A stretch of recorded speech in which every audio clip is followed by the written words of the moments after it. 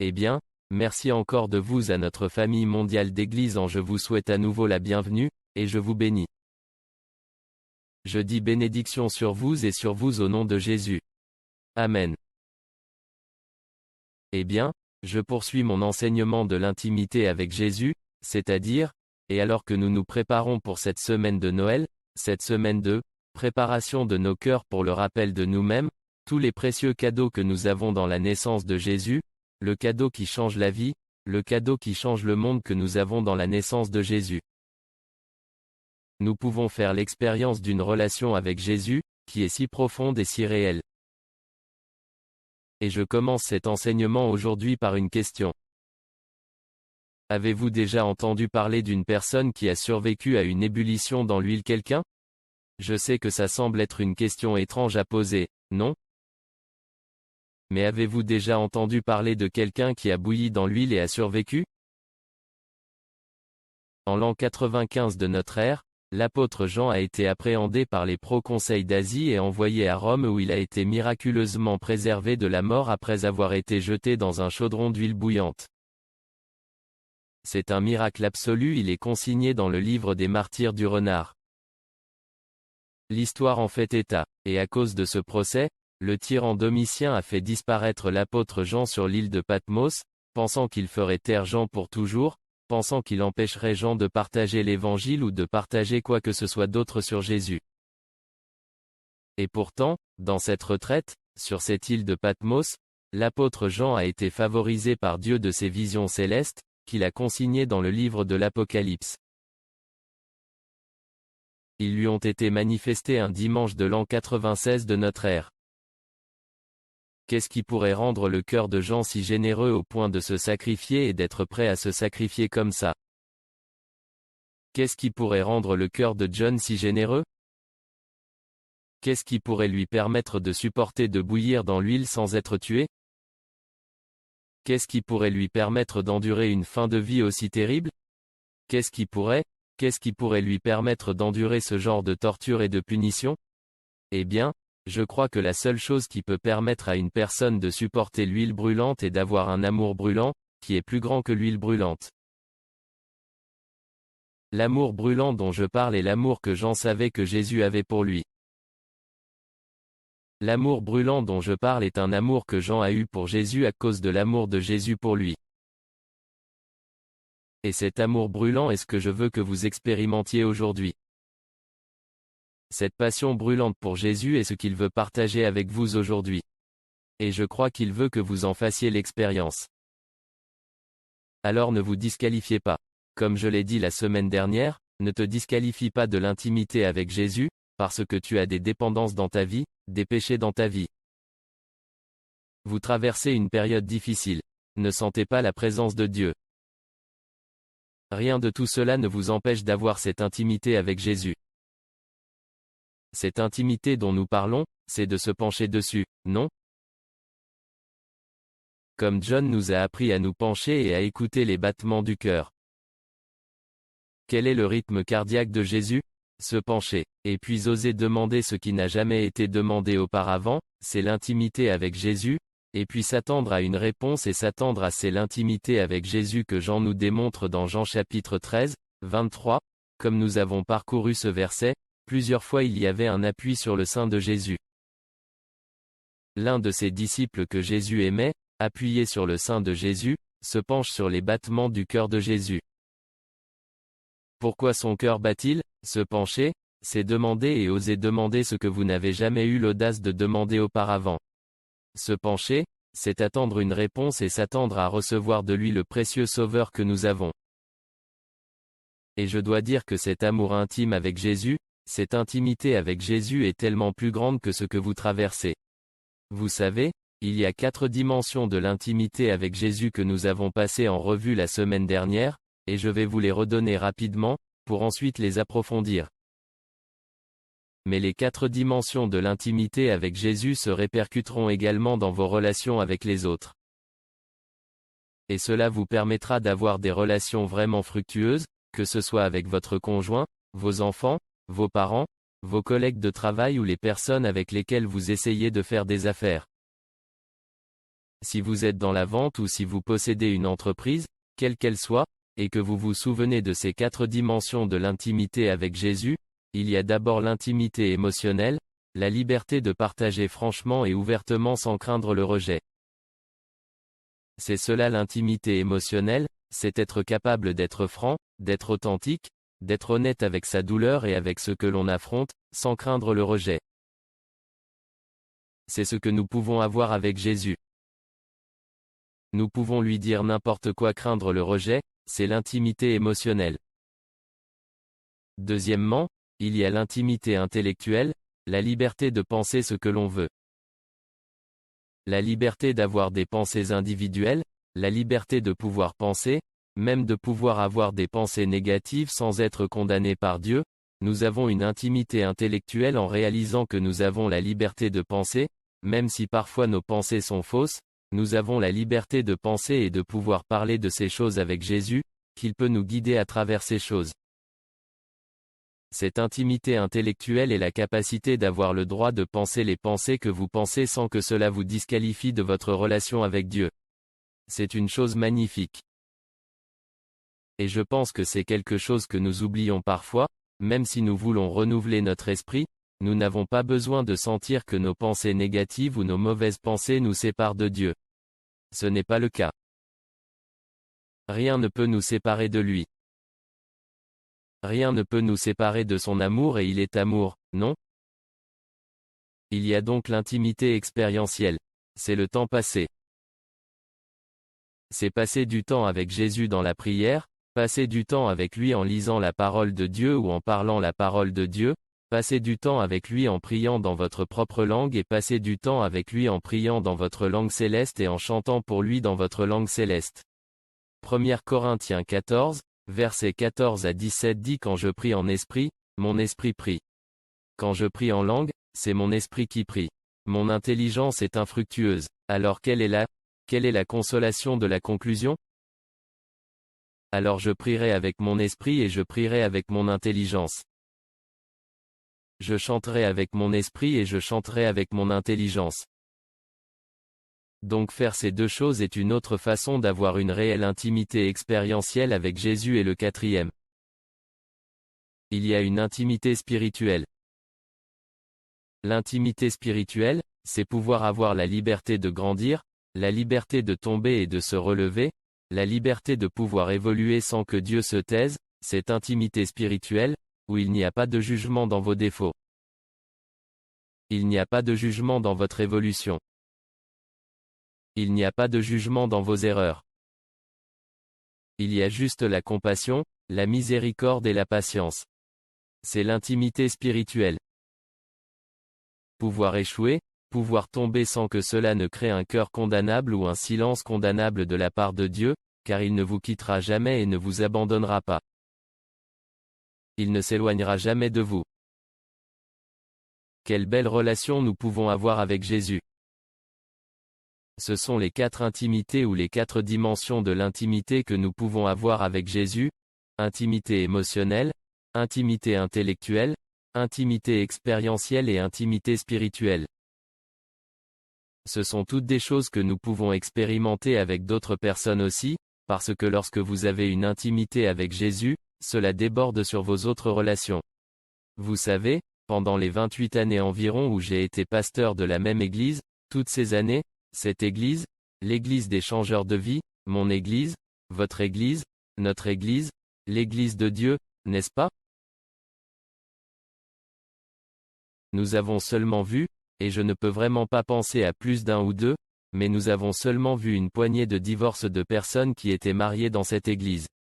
Maintenant, il y en a peut-être plus que je ne connais pas, mais, bien sûr il y a aussi des gens qui ont divorcé qui sont venus ici et peut-être que vous avez traversé un divorce et il y a beaucoup de douleur associée à cela. Je ne cherche donc pas du tout à vous aliéner ou à vous critiquer pour avoir divorcé. Mais ce que je veux dire, c'est que lorsque les gens ont eu une relation intime avec Jésus, il est beaucoup moins probable qu'ils échouent dans leur relation avec les autres, y compris avec leur conjoint. Oui, il y aura des périodes de sécheresse. Oui. Il y aura des échecs. Oui, il y aura des erreurs. Oui, il y aura des lacunes. Oui, il y aura des chagrins d'amour. Oui, il y aura de la douleur. Oui, il y aura de la colère et des disputes et l'enfer d'aller en enfer et de revenir dans la relation. Mais quand vous avez une avec Jésus, c'est l'élixir, c'est le médicament qui finit vraiment par guérir vos relations avec les autres. Si vous le permettez, c'est assez puissant quand on y pense, car sans intimité avec Dieu, nous plaçons trop de stress et trop d'attentes sur l'autre personne, ce qui nous rend plus heureux. L'autre personne remplit les trous dans notre vie, mais l'intimité avec Jésus remplit ces trous. Et cela soulage l'autre personne de la pression d'avoir à être plus pour vous que ce que Dieu a conçu pour elle. Si on la compare à une table ne peut supporter qu'un certain en fonction de ce pourquoi elle est conçue. Et si vous mettez trop de poids sur elle, cela créera du stress et elle se brisera de la même manière qu'un mariage où toute relation est faite pour gérer certaines. Il n'est pas censé pouvoir porter le poids de tous vos drames, de toute votre négativité, de tous vos défauts et de toutes les choses que vous attendez que quelqu'un fasse pour vous. Si vous mettez autant de poids sur votre relation avec quelqu'un d'autre, elle se brisera. Elle te décevra. Cela fera mal parce que Dieu a voulu que nos besoins les plus élevés et les plus profonds soient satisfaits par lui et lui seul. Et puis les autres choses que les autres peuvent, ces autres besoins dans nos vies sont moins stressants. Et ils sont moins, il y a moins d'attentes sur eux. Plus d'attentes sur Dieu et moins sur les gens. Le pardon et la réconciliation que nous recevons de Dieu sont vraiment si réels. Quand on a cette proximité intime avec Jésus, elle se répand dans nos relations avec les autres. Donc cette intimité secrète, cet endroit qui allume notre feu, il y avait une vieille chanson des Doors. Rappelez-vous, Come on baby light my fire. Et je crois que Jésus veut allumer votre feu. Et cela nous enflamme. Je parle d'un zèle brûlant, d'une passion pour Jésus. Quand tu le vois pour ce qu'il est vraiment, quand tu le vois pour l'amant de ton âme, qu'il est. Quand tu le vois comme le meilleur ami que tu puisses avoir. Lorsque vous le voyez comme quelqu'un qui vous invite à l'intimité, qui se tient à la porte et frappe et vous invite à ouvrir la porte, il veut venir chez vous, dîner avec vous et vivre avec vous. Quand vous le verrez comme ça, cela créera cette passion et cet amour blanc et brûlant pour lui, car c'est le genre de passion ardente qu'il a pour vous. Vous savez, quand vous y pensez, Jésus est venu, il est dit d'allumer un feu, Luc chapitre 12, verset 49, il a dit, « Je suis venu pour envoyer du feu sur cette terre et comme je voudrais qu'il soit déjà allumé. » C'est l'autre chose à propos de cette intimité avec Jésus, c'est comme, si c'est comme une relation ardente, je veux dire, un feu passionné, aimant, pas un feu de colère, mais un feu passionné, aimant, de désir. Ensuite, dans l'ordre, s'il s'agit d'un nous devons y mettre du bois, nous devons l'entretenir en passant du temps avec Jésus. Comme je l'ai dit, juste le remercier, passer du temps avec lui, prier, passer du temps avec lui, parler de sa parole, prier, du temps avec lui, juste l'écouter ou lui parler ou dans la parole de Dieu ou à l'église. Ce sont toutes des façons de passer du temps avec lui et de cultiver cette intimité. Jésus est venu allumer ce feu dans nos cœurs, par lequel il entendait nous embraser de ses propres passions et désirs ardents. La parole de Dieu est un feu. La Bible dit dans Jérémie, chapitre 23, verset 29, « Sa parole, dit-il, n'est pas ma parole comme un feu, et comme un marteau qui brise la roche en morceaux. » C'est à ce genre de relation ardente que Dieu nous invite. C'est l'intimité avec Jésus. La présence même de Dieu est un feu. Il est dit dans Hébreux, chapitre 12, verset 29, que Dieu est un feu dévorant. Il est un feu dévorant, mais il ne nous dévore pas. Il consume les mauvaises pensées. Il consume les choses qui nous ont consumés. Il consomme les cordes qui nous ont tenus en esclavage ou il consomme les barres de métal qui nous retiennent en prison. Il consomme les addictions. Il consomme vos peurs. Il consomme vos inquiétudes. Il consume votre anxiété. Il consomme votre dépression. Il consomme votre dette. Il consomme vos limites. Les choses qui vous retiennent à un niveau de vie inférieur, il les consume. C'est ce que signifie qu'il est un feu dévorant. Et quand vous passez du temps avec lui, comme je l'ai dit, ce n'est pas difficile à faire. Ce n'est pas en passant du temps avec Dieu qu'on gagne ses îles ne gagnent rien de lui, mais lui, vous le côtoyez en temps virtuel. Comme en temps réel, passez quelques instants avec lui. Parlez-lui. Ce qui va se passer, c'est que vous allez expérimenter la liberté et la délivrance. Et les choses qui vous ont retenu et contrôlé vont être brûlées. C'est comme le quatrième homme dans le feu, Shadrach, Messa et Abednego étaient dans la fournaise ardente. Ils ont été attachés avec des cordes et ils devaient mourir dans cette fournaise ardente. Mais le quatrième homme du feu entré se détache. Toutes ces cordes, les cordes sont brûlées, mais pas un cheveu de leur tête n'est brûlé. Pas un seul de leurs cheveux n'est brûlé. C'est Dieu, notre feu dévorant, et ce qu'il fait et peut faire dans nos vies. Si nous le laissons faire.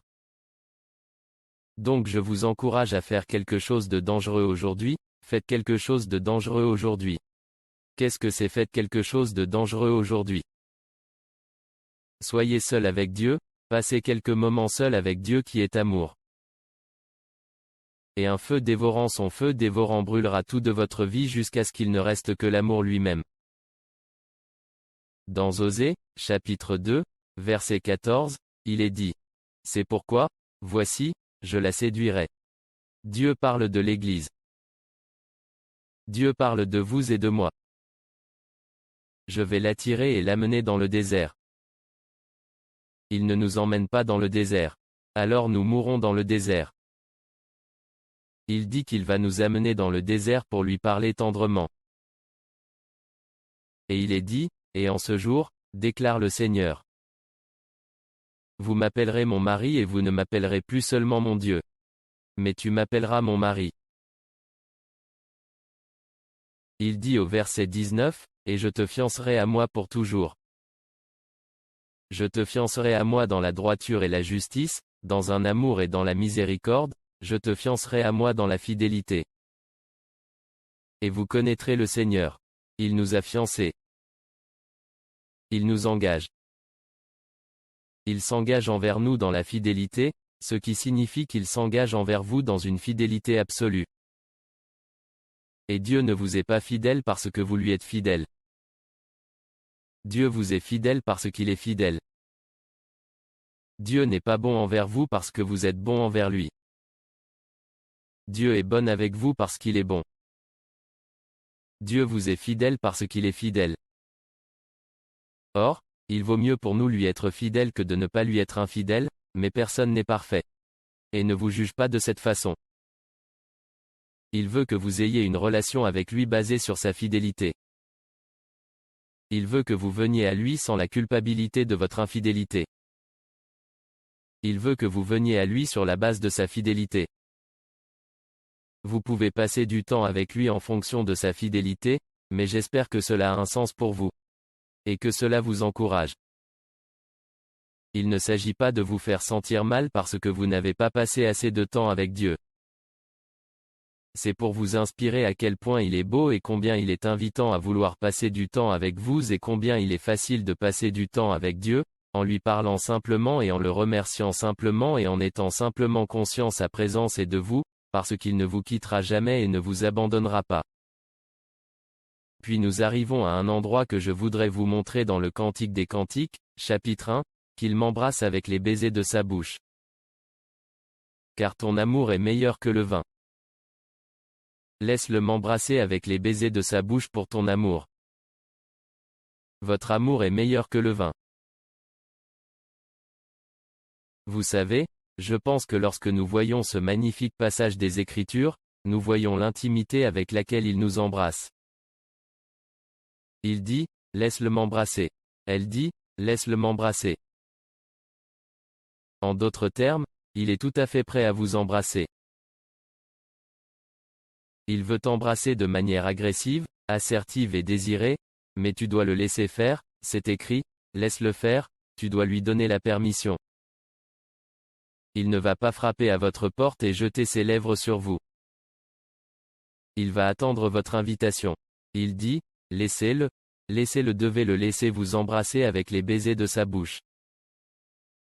Et ce que cela signifie, c'est de recevoir de lui. Ce qu'il respire, ce que Dieu respire, ce que Jésus respire. Les mots. Il respire l'oxygène. Il respire la puissance qu'il engendre à partir de son âme parfaite et son esprit parfait et son corps parfait reçoivent cela. Il vous embrasse avec son onction. Il vous embrasse de son amour. Quand je pense à ces baisers, les baisers de Jésus, je pense que nous ne sommes pas embrassés par quelqu'un dont nous devons avoir peur. Nous sommes embrassés par l'amour parfait et les baisers que nous sommes censés recevoir. Cela nous permettra de profiter de l'amour de Jésus. Mieux.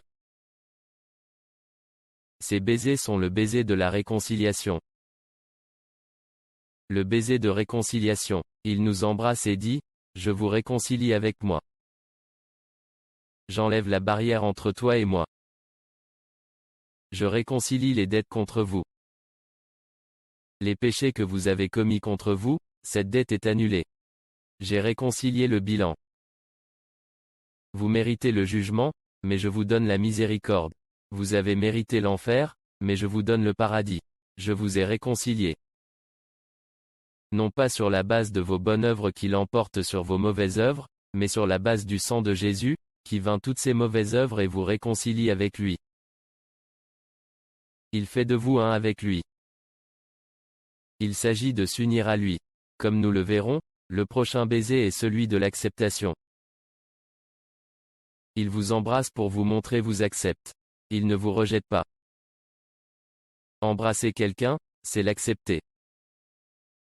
Embrasser quelqu'un, c'est accepter son souffle, accepter son baiser, accepter ce qui est en lui, accepter son oxygène. Le baiser de l'acceptation. Il nous a acceptés, non pas par nos œuvres, mais par sa grâce. Numéro 3, le baiser de la communion. Ce baiser de communion est un baiser précieux. C'est le baiser de Dieu qui veut passer du temps avec vous chaque jour. Il désire être avec vous, chaque jour. Nous savons qu'il nous aime et qu'il veut que nous fassions l'expérience de ce baiser de communion et que nous sachions que nous ne devrons jamais passer un jour sans son baiser. Nous ne devons jamais passer un jour sans son étreinte. Nous ne devons jamais passer un jour sans lui, sans son amour et son désir passionné pour nous. Il ne change pas. Ce n'est pas un homme qu'il changerait. La Bible dit qu'il ne se met pas en colère contre vous. Il ne change pas sa relation avec vous. Il est fidèle et il est constant.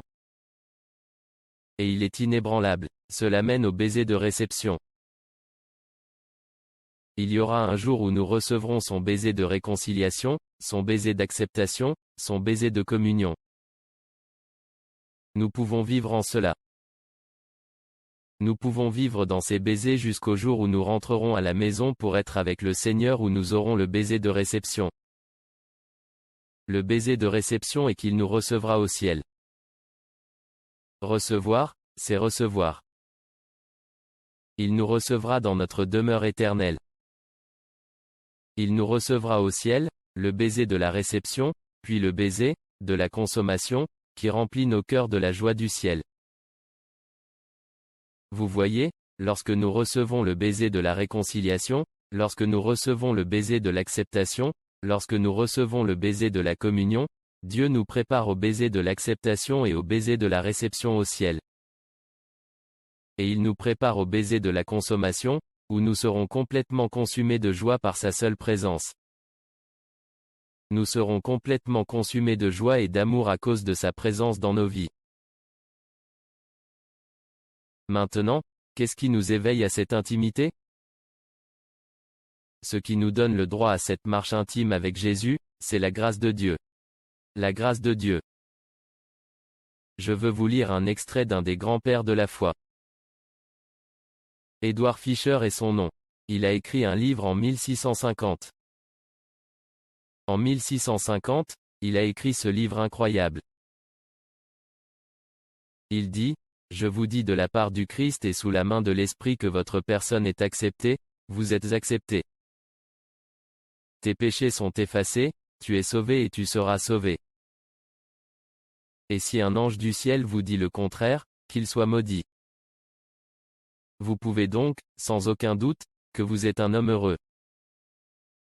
Et dans notre cas, un homme ou une femme heureux, dit-il, car par ce biais, vous êtes en adéquation avec le Christ. Vous êtes devenu un avec lui et un en lui, vous demeurez en lui. Et lui, et vous, selon le premier, Jean 4,13, il est votre bien-aimé. Et vous êtes à lui selon le Cantique des Cantiques 2, verset 16, de sorte que l'union matrimoniale entre le Christ et vous est plus qu'une simple notion ou une idée ou une appréhension de votre esprit pour elle comme une union spéciale spirituelle et réelle.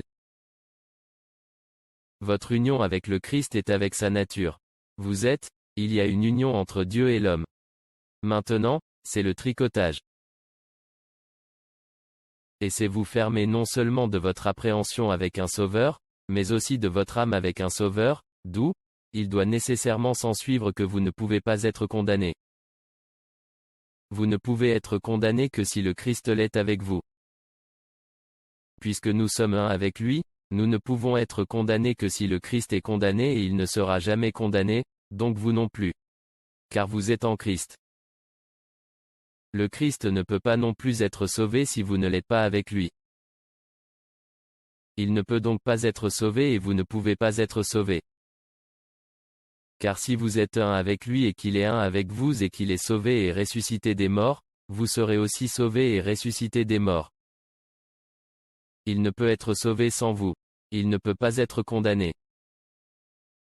Vous ne le pouvez donc pas non plus, alors que par le mariage, tout devient commun entre l'homme et sa femme, même. Ainsi, grâce à ce mariage spirituel, tout devient commun entre le Christ et vous, car lorsque le Christ a épousé son épouse, il lui cède tous ses biens, de sorte que ce que le Christ est, vous l'êtes aussi, et ce que le Christ a, vous l'avez. Vous pouvez donc déclarer avec audace qu'il m'a été fait. Selon le 1er Corinthiens, verset 30, il m'a été fait sagesse de la part de Dieu, justice, sanctification et rédemption.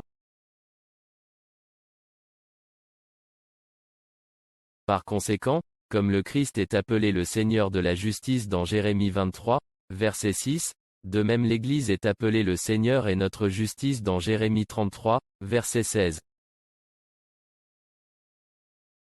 Pour conclure aujourd'hui, je veux juste vous encourager.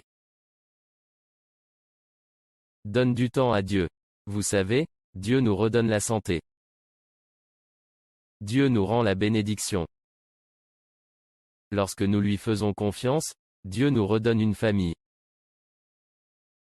Il restaure ce que l'ennemi nous a volé, mais il est aussi un Dieu qui nous rend le temps. Et j'aimerais que nous puissions comprendre que donner du temps à Dieu, comme passer du temps avec Dieu, ne vous laissera jamais moins que, il vous laissera toujours plus que, et il vous donnera toujours plus de temps. Vous pourriez dire, eh bien, plus je passe de temps avec Dieu, plus mon temps se réduit, mais c'est en fait le contraire. Plus vous passez de temps avec Dieu, plus votre temps se multiplie, car il n'y a pas une seule chose que vous pouvez donner à Dieu qu'il ne vous rendra pas en plus grand nombre. Le petit garçon a donné 5 pains et 2 poissons et des milliers de personnes ont été nourries. Pierre a donné son bateau pour pêcher, et son bateau était rempli de poissons quand il était, alors qu'il n'avait rien attrapé de toute la nuit, tout ce que nous semons sera récolté de Dieu, Jésus avait donné, il vous sera donné bonne mesure, pressé, secoué ensemble et débordant. J'aimerais que tu regardes le temps. De cette façon, tout le temps passé avec Dieu sera toujours multiplié pour vous. Une bonne mesure, pressée, secouée ensemble et qui déborde. Comme tout ce que nous donnons, que ce soit de l'argent, des mots, des prières, ils nous reviendront au-delà de tout ce que nous pouvons lui demander, n'est-ce pas? Il en va de même avec le temps. Et si vous vous emparez de cela, vous verrez que vous aurez vraiment les trésors que ce monde désire ardemment, le trésor de la communion, le trésor de l'union avec le Christ, l'union avec Jésus et partout où il a, vous avez partout où il va. Vous êtes avec lui, où que tu ailles, il est avec vous, quoi que vous traversiez, vous n'êtes jamais seul. Qu'il traverse, il n'est jamais seul. Vous ne faites qu'un avec lui. Il ne fait qu'un avec vous. Je ne fais qu'un avec lui. Il est un avec moi. Amen. Vous savez, quand nous passons du temps avec Jésus, nous sommes transformés. La Bible dit de gloire en gloire, de plus en plus à son image, le 2 Corinthiens chapitre 3 dans le 2 Corinthiens chapitre 4. Parlez-nous de la transformation que nous allons vivre. En passant du temps avec lui, nous ferons l'expérience de l'influence en passant du temps avec lui. Vous voyez, lorsque vous passez du temps avec Jésus, cela vous fera briller. Cela vous permettra d'être favorisé par ce monde.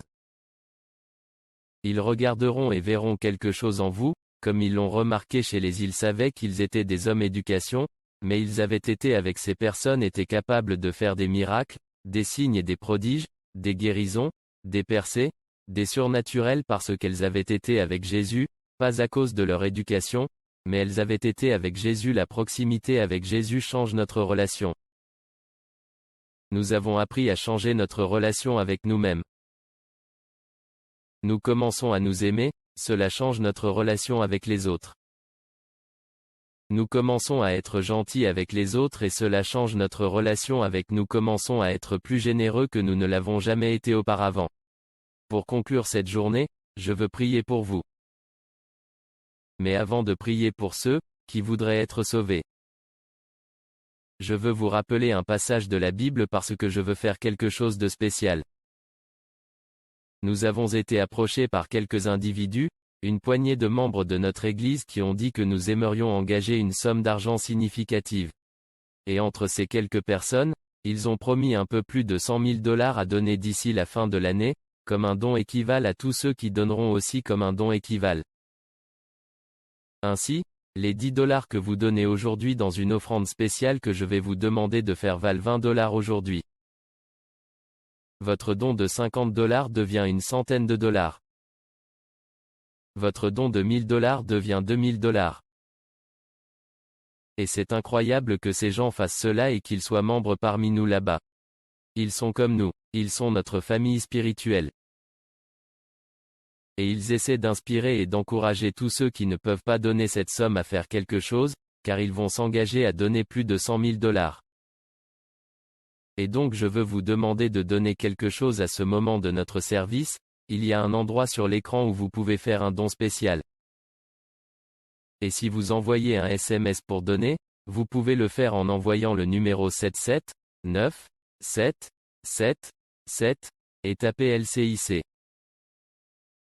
Ensuite, à côté de LCIC, tapez le montant que vous donnez et tapez les 2 lettres MG, qui signifient Matching Gift.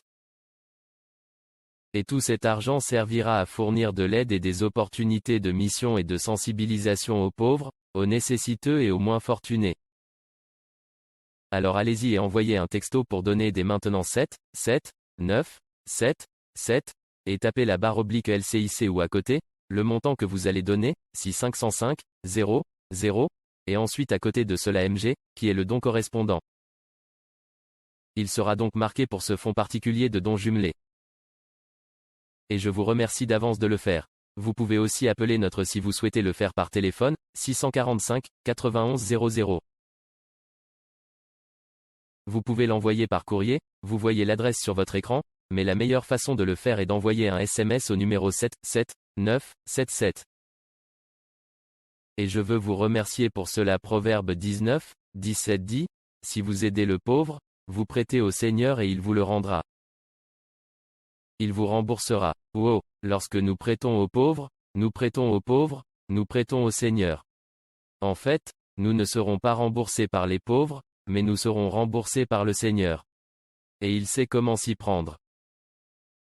Et il le fera, selon ce beau verset et tant d'autres versets qui parlent de cela. Nous sommes donc tout près de la fin de l'année, n'est-ce pas? Nous ne sommes plus qu'à quelques jours de la fin de l'année. Faites votre don maintenant. Faites en sorte qu'il compte double et laissez ce don équivalent soutenir et doubler votre en donnant aujourd'hui. Seigneur, merci pour chaque personne qui donne, merci que cela se multiplie jusqu'à elle. Merci pour ces précieux membres qui ont créé cette promesse de don de fonds de contrepartie. Et nous vous remercions simplement de ce que les 100 000 qu'ils ont promis deviendront plus de 200 000 grâce à l'action de chaque personne au nom de Jésus. Amen. Maintenant, merci d'avance pour cela. Et merci de le faire maintenant, mais si vous n'avez jamais reçu Jésus comme votre Sauveur et Seigneur, nous ne partons pas encore, je ne vous laisse pas partir avant que vous n'ayez eu au moins une chance d'être sauvé aujourd'hui. À une chance près, de savoir que l'on va au paradis quand on meurt. Si vous n'avez jamais prié cette prière pour recevoir Jésus dans votre vie, priez-la à haute voix avec moi. Priez simplement que Père Céleste, j'invite Jésus-Christ dans ma vie comme mon Sauveur et Seigneur. Allez, priez que j'invite Jésus-Christ dans ma vie. Comme mon Sauveur. Je crois que Jésus est mort pour mes péchés. Je crois que Jésus est ressuscité des morts. Et je déclare, allez, dis-le. Et je déclare que Jésus est Seigneur. Maintenant, si vous avez prié cette prière, j'ai de bonnes nouvelles pour vous. Dieu l'a entendu.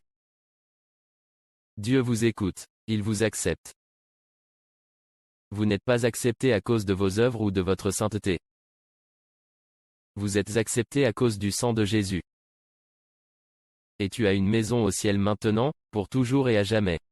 Quand tu mourras sur cette terre, tu iras directement au ciel car être absent du corps, c'est être présent avec le Seigneur.